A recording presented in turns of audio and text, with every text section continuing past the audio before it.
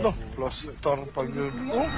Bangkay ng sundalo sa Pagadian City na 4 na dekada nang nakalibing na diskubring hindi na agnas. Nasyak tuloy ko, ma'am. Nabuog yun, ma'am.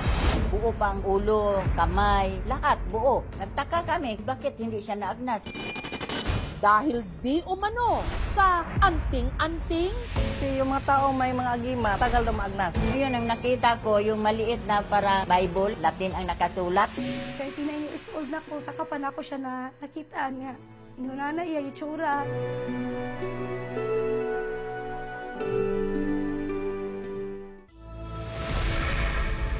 Bangkay ng isang sundalo sa Pagadian City sa Zamboanga del Sur, hindi na agnas makalipas ang 4 na dekada dahil di umano sa isang anting-anting. 39 anyos na si Vicky, pero hindi pa raw niya nasisilayan sa personal ang kanyang tatay Bobby. Ipinagbubuntis pa lang daw kasi siya ng kanyang nanay Victoria nung pinatay ito. Kaya ang itsura ng kanyang ama, binubuo na lang niya sa mga kwento at lumang litrato. Sa akong nadunggan, isa akong papa, 5'6" ang height, taas siya, matipuno, kulot ang buhok, taas siya ilong, gwapo po siya kay. Sige na ko giampo sa Ginoo nga, makikita unta ko sa akong papa. At tila dininig daw ng langit ang kanyang panalangin dahil si Vicky sa kauna-unahang pagkakataon, nakita ang kanyang ama. Hindi siya nito minulto ha, pero nakakapanindig balahibo pa rin. Nung hinukay kasi kamakailan ang labi ng ama ni Vicky na inilibing noon pang 1985 o 4 na dekada nang nakalilipas, nagulat sila sa kanilang nadiskubre. No, plaster pa yun. Oh. Nasyak tuloy ko, ma'am. Nabuog yun, ma'am. Tanaw lang ko to yung naong niya. Buo pa yun. Napay ang buhok, napatuloy ang sapatos. Nagtaka kami, bakit hindi siya naagnas? Yung mama ko nga, 5 taon, naagnas na. No, plaster pa yun. Oh. Ang hinihinalang dahilan ng ilan kung bakit nangyari ito. Dahil daw sa anting-anting ni Bobby. Parang mo yung may agimat ba, matagal na maagnas. Si Bobby, dating sundalo, pero taong 1985, habang pabalik sa kanyang trabaho sa Zamboanga del Sur, si Bobby pinatay. Pauwi na siya. Kumara, pagkatapos bumaba siya. Dahil ningon siya, ay magkadlok kay kailan ako ni. Amo na to. Naulila ni Bobby ang 4 niyang mga anak at ang misis niyang si Victoria, na ipinagbubuntis pa lang noon ang bunso nilang si Vicky. Ang mga labi ni Bobby nakahimlay sa sementeryong ito. Pero nitong March 27, nagdesisyon sina Vicky na hukayin ang puntod ng ama para doon na rin ilagak ang mga labi ng kanilang inang si Victoria na namatay nito lang March 26 dahil sa lung cancer. Kinalit man guto yung kamatayo na kalitan lang miato din. So wala mi naka-ready og mga lubnganan niya. So nag-inquire miya ng bahin sa akong papa nga gilubong. So giinan man gud mi sa akong auntie nga pwede ra daw ilubong dito. Isa sa mga naghukay ang manugang ni Bobby na si Joel. And then, nagpalit ni og karton o silupin kaya mo siya hipuson dito. Kaya gadahom ko na kalansay na iyang 40 years. Pero nung binuksan na raw nila ang kabaong ni Bobby, nanlamig sila sa takot. No, plaster pa yun. Oh. Nasyak tuloy ko, ma'am. Nabuog yun, ma'am. Nabagay pa nito. Ang mga labi kasi ni Bobby na inilibing nila, suot ang uniforme nito, hindi pa rin naagnas. Tanaw na ko to yung naong niya. Napay ang buhok, sapatos, napatuloy ang sapatos. Braso niya na puti-puti sa putahan na sa lungon. Bangkay mo lang baho. Pero mayroon tubig, pero hindi naman baho. Nahadlok, mamoy. Kaya first time ko nakakita inatugon, ma'am. Yun ako ma-feel na saon ako pagkuan ani na buo pa man niya. Dili po na ko pwede ibutang ko sa bag na buo. Amo na lang po gikuan siya na gipicturan lang. Si Vicky na nooy abala sa pag-aasikaso ng mga papeles ng ina. Nagulat sa ipinadalang litrato at video ng kanyang tiyuhin. Siya ko nga nakita na ko sa picture. No, plaster pa yun. Oh. Buo pa man.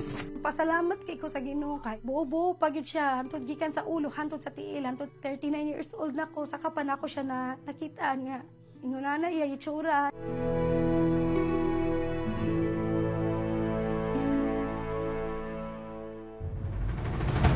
Ang Ang balita tungkol sa hindi naagnas na labi ni Bobby, laman ngayon ng mga usap-usapan sa kanilang bayan. Parang mo yung may agimat ba, matagal daw maagnas. Pero ang mga naulila ni Bobby may hinala. Doon ako na siya gikuptan, nga na anting-anting. Noong nabubuhay pa raw kasi si Bobby, lagi raw itong may daladalang anting-anting. Napamana sa kanya ng kanyang tiyuhin, proteksyon dahil delikado ang trabaho niya bilang sundalo. Doon ay nagsulti sa ako, nga gihinatag na to sa among uyuan sa una. Ang tinutukoy na agimat, isang libreta na naglalaman ng mga orasyon. Yun ang nakita ko, yung maliit na para Bible, kulay pula, Latin ang nakasulat. Yung libreta, parang prayer book. Yung anting-anting mula pa yan sa pre-Hispanic Philippines. Nung dumating yung mga Kastila, ginamit ang anting-anting katuwang ng Katolisismo. Mga sinayunang Pilipino, nag-practice na niyan. In-adapt natin ang Christianity alongside with pre-Hispanic beliefs. Magdala sa sayang anting-anting, dili gid siya maigo. Pero kung totoong may bisa ang libreta, bakit si Bobby na may hawak nito noon sinawim palad? Sa butas ng ilong, wala mong lapos.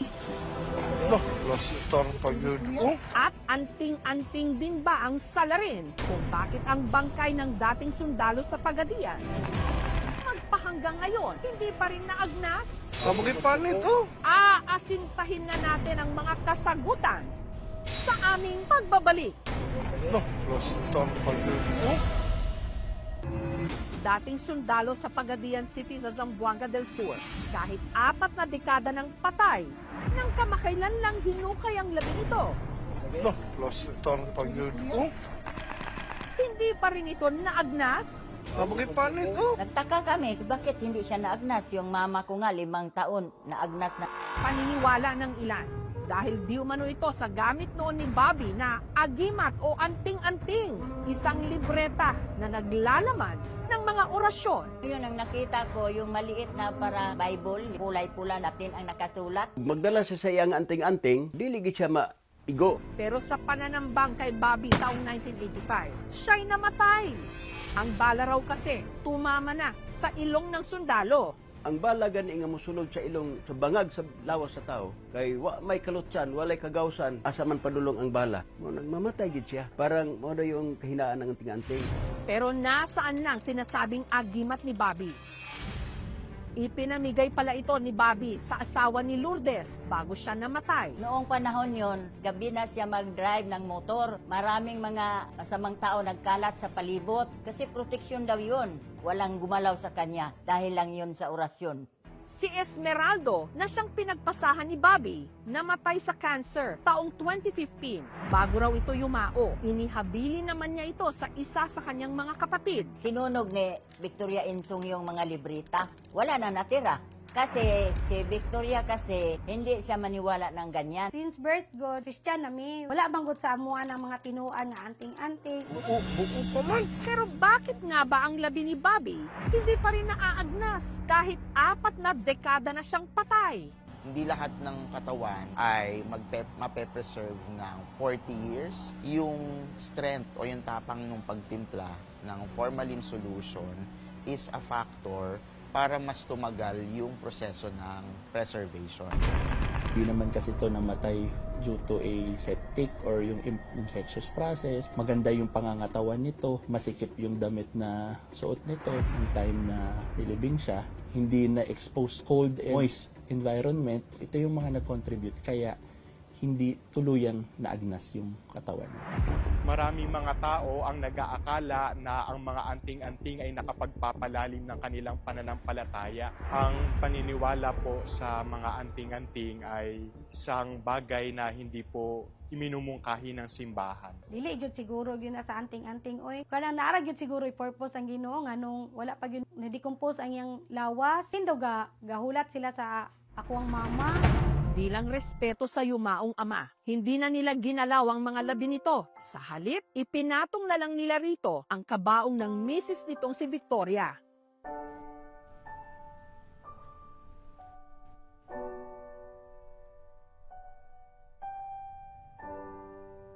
Sige lang kay at least nakita na ko nga naa siya dira. Kauban po sila sa akong mama nga nag-usa di sila. Nalipay na po mi nga silang duwa magkita ra sila puhon. Lumisan man ang ating mga mahal sa buhay, ang kanilang mga alaala, hindi kukupas at maaagnas. Ilang dekada man No, plaster pa yun. ang lumipas.